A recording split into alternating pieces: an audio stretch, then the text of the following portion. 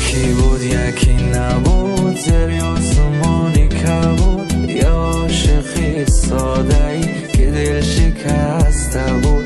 قصه از حالی میکرد، گله از یاری میکرد، با یک صدای با درد از شادیاش میگفت من یک دیلی داشتم فدای یار کردم. به خبر از حالی خود عجب خطایی کردم.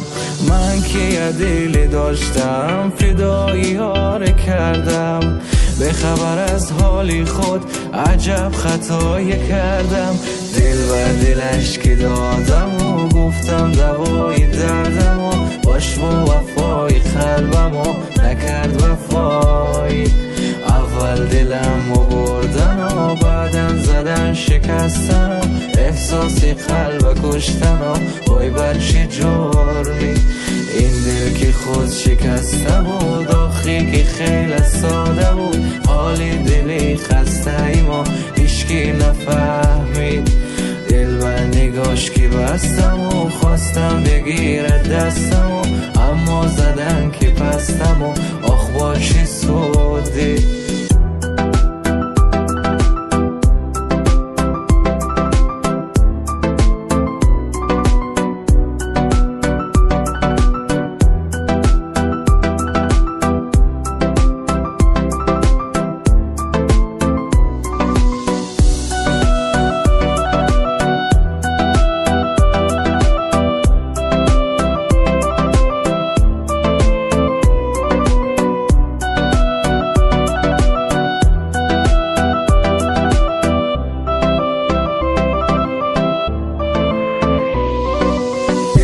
دلش که دادم و گفتم دوای دردم و باش و وفای قلبم و نکرد وفای.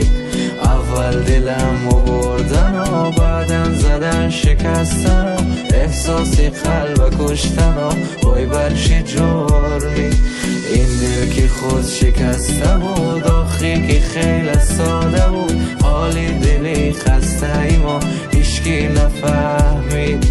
دل و نگاش که بستم و خواستم بگیرد دستم و اما زدن که پستم و آخ با چه سودی.